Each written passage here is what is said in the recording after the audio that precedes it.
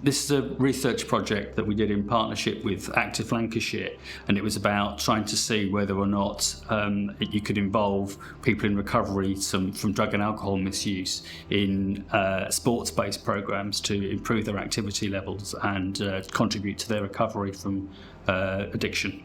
So some other key aspects of the project really were that it involved the recruitment of a number of people who themselves in recovery from drug and alcohol misuse, and they were employed either as part-time support workers, but there are also a number of volunteers. And then the idea was that those volunteers and support workers would go out and speak to other people who themselves were at earlier stages in their recovery. At Active Lancashire, we have various different projects going on under Challenge Free Sport Initiative. And every single project, whatever the criteria is around that and the funding and stuff, it's all about promoting positive behaviour change during physical activities. And those activities are like a tool, if you will, for us to promote those positive behaviour changes and also do one-to-one mentoring and signposting into other organisations and partners. The sessions are there to build a bit of trust and rapport, and then hopefully filter them into the existing stuff what the community trusts have going on, their other projects and stuff.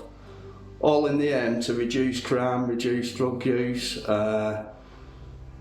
boost people's mental well-being and make them feel a genuine part of the community.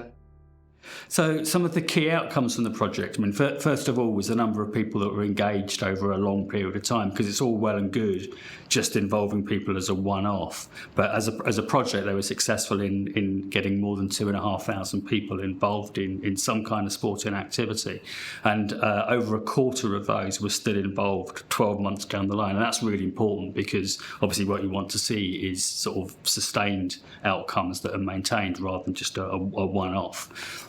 So some of the other things that we measured, we looked at how active people were at the start of the programme. So when they first came along, how much activity had they done in the last week, and then looking at 3 months, 6 months, and 12 months. How active were they at that point? So one of the key findings was that when people first came into the project, only about 20% of them had done any activity at all in the last 7 days. Then by 3 months, that figure would increase, so about 60% of people were actually active and had done activities in the last 7 days. And by 12 months, that figure had gone up even more. So at that stage, 80% of people who were engaged have been active and have been doing something physical in the last 7 days. So that's one of the really positive outcomes from the programme. So some other outcomes that we measured was just people's overall well-being and how they scored their overall sort of mental well-being. And again, that showed real improvement. So this had a scale of 1 to 10. And at the start of the programme, most people were scoring themselves as sort of 0, 1, 2, 3, 4 in terms of the levels of well-being. As they stayed with the programme and stuck with it, and the numbers of people who scored their well-being is at either 5, 6, 7, 8, not so much 9 or 10, but are we ever all that happy? And again, had significantly increased, and you can see that in this particular graph. The way that people got involved and became more active also had contributions to other areas of their life. So at the start of the programme, most people were out of work, and although that was still the case in this programme at the end of it, there was a drop in the number of people who were out of work, and a significant increase in the numbers of people who had started to take on volunteering activities, for example, which again is a key part of people's recovery and potentially being able to move on and gain employment in the future. I wouldn't be here doing what I do today if someone hadn't took a chance on me. And you might not want to put this in, but I will say it. I'd got clean. I was 7 months abstinent off drinking drugs. I was heavily into crack cocaine and heroin for best part of 25 years. From age of 16 to age of 41, I was just entrenched in that lifestyle and everything what goes on around it. A badminton session and a five-a-side session started in Burnley, which were original CSR Challenge Free Sport Initiative. I started turning up to them at my local leisure centre, and I was seeing people in recovery and stuff like that, but it wasn't all that heavy recovery jargon and all that lot. It were a chance to be on a level footing with staff from other organisations as well, and just have a bit of fun, because I hadn't got clean to be miserable. Sport worker were going on holiday, And he went, Dave, sign up as a volunteer. He went, because you've got a passion for it and stuff like that.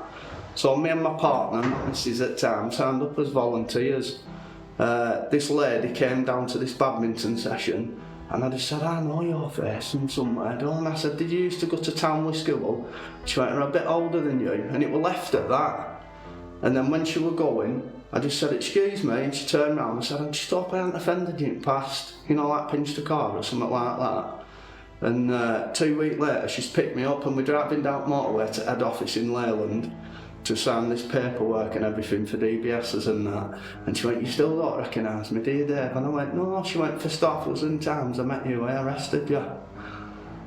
So instantly I just apologised. And I said I must have been really angry, kicking off, or under influence, or both. And she went, to put it politely, Dave, you were horrible. But she'd seen that change in me, and it were all that comment when she was going, and I went, excuse me, I just hope I haven't offended you in the past. And that lady took a chance on me.